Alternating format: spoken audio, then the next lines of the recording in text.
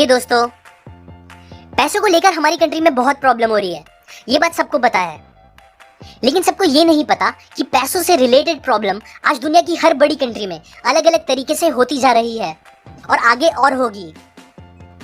हम सबको पता है कि चीजों के दाम पिछले कई सालों से बस बढ़ते ही जा रहे हैं, लेकिन हम सबको ये नहीं पता कि ऐसा एक्चुअल में हो क्यों रहा है या इससे बचने के लिए हमें क्या करना चाहिए। क्योंकि महंगाई का बढ़ते रहना रुकने वाला भी नहीं है और आने वाले टाइम में इन्फ्लेशन इतना ज्यादा बढ़ने वाला है कि नॉर्मल लोग अपनी नॉर्मल सैलरी से ठीक ठाक खाना भी नहीं खरीद पाएंगे। हम सब जानते हैं कि अमीर अमीर होता जा रहा है और गरीब होता जा रहा है, लेकिन हम सबको ये नहीं पता है कि एग्जैक्टली हो कैसे रहा है। और पता है सबसे बुरी बात क्या है कि ये सारे क्वेश्चंस के आंसर हम अच्छे से जानने की कोशिश भी नहीं करते और यही इग्नोरेंस एक मेन रीजन है जिसकी वजह से हम इस सिस्टम के स्लेव बन के रह गए हैं, जो चीजें सुधारने के लिए कुछ भी नहीं कर पा रहा। इसीलिए आज के और आने वाले वीडियोस में मैं आपको पैसों को लेकर, हमारे मॉनेटरी सिस्टम को लेकर और वर्ल्ड इकोनॉमी के कुछ ऐसे सीक्रेट्स और आंसर्स बताऊंगा जिनका पता होना हम सबके लिए हद से ज्यादा जरूरी है। क्योंकि ये सीक्रेट्स का ना पता होना आज हम सबकी जिंदगी पे बहुत ज्यादा नेगेटिव इम्पैक्ट कर रहा है और आगे और बहुत ज्यादा करेगा। So let's begin with the hidden secrets of money. इंसान की ट्रू वेल्थ उसका टाइम और उसकी फ्रीडम होती है, जो आज उससे लिटरली चुराई जा रही है, बहुत इजीली और इनफैक्ट लीगली। अब अगर आप सोच रहे हो कि ऐसा कैसे पॉसिबल है, तो ये समझने के लिए पहले आपको पैसों की हिस्ट्री पता होना जरूरी है। ज्यादातर लोगों को पता ही होगा कि पहले जमाने में इंसान लेन देन करने के लिए बार्टर सिस्टम का यूज करता था, जहां एक सामान खरीदने के लिए हमें कोई दूसरा सामान देना पड़ता था। जैसे कि समझो मेरे पास अगर एक मुर्गी है और आपके पास चावल, तो मैं आपको अपनी मुर्गी दूंगा जिसके बदले आप मुझे चावल दोगे। ये सिस्टम ठीक था, पर इसमें बहुत कॉम्प्लिकेशंस और प्रॉब्लम हो जाती थी। फिर लोगों ने कुछ अलग सोचना स्टार्ट किया। उस टाइम भी सबको पता था कि सोना एक कीमती चीज होती है, इसीलिए फिर लोगों ने सोने और चांदी के पैसे बना के उनसे बिजनेस करना स्टार्ट कर दिया। अब क्योंकि बहुत बार ज्यादा सोना अपने पास रखना और उसे लेके घूमना एक फिक्र करने वाली बात हो जाती थी, उसके वजन और चोरी के डर से, इसीलिए कुछ सोनार और दूसरे लोगों ने इसमें एक बिजनेस अपॉर्चुनिटी देखकर एक सोल्यूशन निकाला। उन्होंने लोगों से कहा कि तुम अपना सोना हमारे पास रखा दो, हम उसे गार्ड करके एकदम सेफ रखेंगे अपने पास, और बस उसके बदले आप हमें एक छोटी सी फीस दे देना।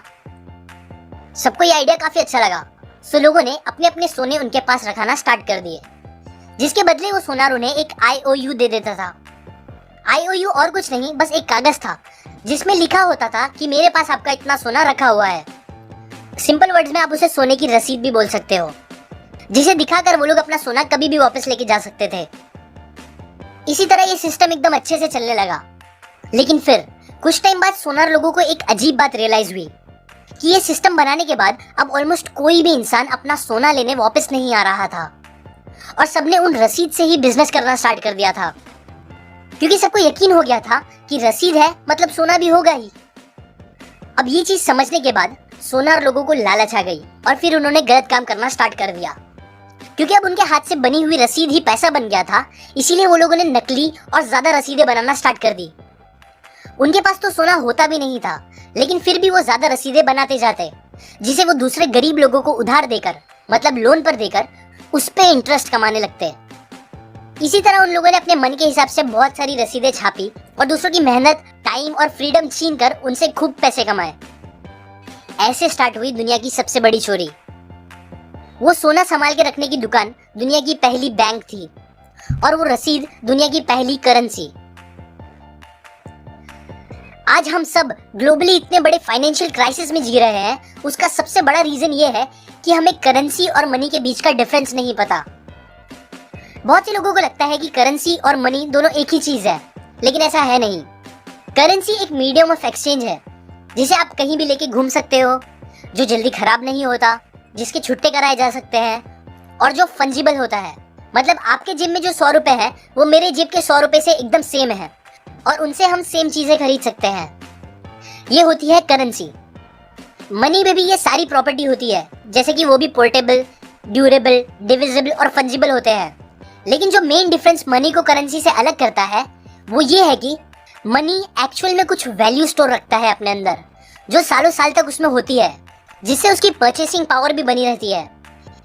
एग्जाम्पल, सालों पहले जो फिएट करेंसीज दुनिया में चलती थी, आज उसकी कुछ वैल्यू नहीं होगी, लेकिन सोना और चांदी जो एक फॉर्म ऑफ मनी है, उसकी वैल्यू आज भी है, 100 साल पहले भी थी और 1000 साल पहले भी थी।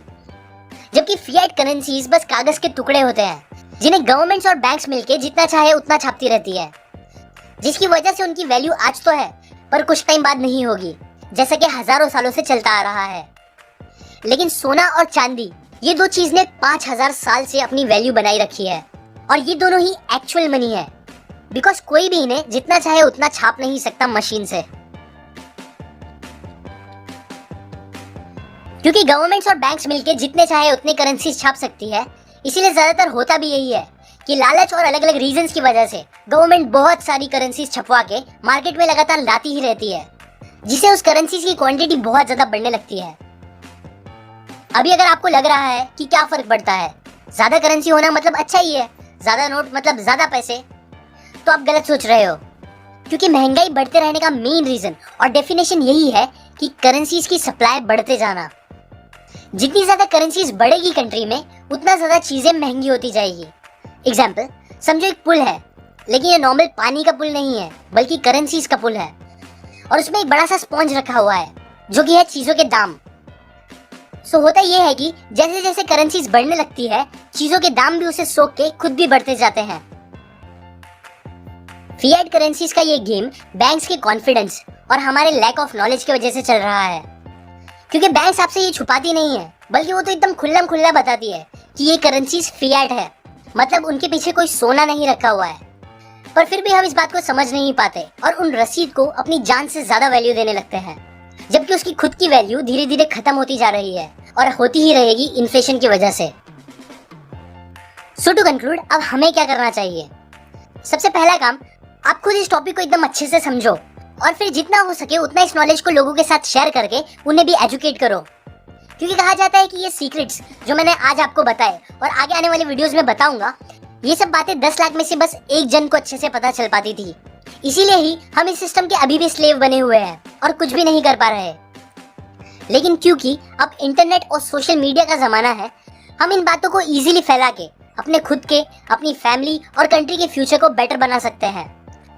सो इसीलिए जितना हो सके इस वीडियो को शेयर करो, क्योंकि जब तक सबको इस टॉपिक के बारे में अच्छे से पता ही नहीं चलेगा, तब तक हम इससे बचने के लिए कुछ कर भी नहीं पाएंगे।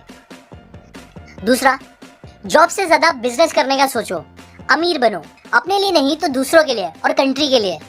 क्योंकि बिजनेस करने से ही आपको इस सिस्टम से लड़ने के काफी लूप होल्स मिलेंगे, ना कि जॉब करने से। तीसरा, थोड़ा इन्वेस्टमेंट गोल्ड और सिल्वर में रखो, क्योंकि वो ही रियल मनी है जो अपनी परचेसिंग पावर लंबे टाइम तक बनाए रख सकती है और जिसे गवर्नमेंट जब चाहे जितना चाहे प्रिंट या रातों रात बंद नहीं कर सकती। ये बातें मैंने आपको माइकल मलोनी की book guide to invest in gold and silver book से और उनके बनाए वीडियो से इंस्पायर होकर बताई है। अगर आप डिटेल में सारी बातें सीखना चाहते हो तो आप डिस्क्रिप्शन में जाके वो खरीद सकते हो, या लाइक करें अगर आपको ये बातें काम की लगी। कमेंट करके बताएं कि आपके हिसाब से कौन सा इन्वेस्टमेंट ऑप्शन सबसे बेस्ट है।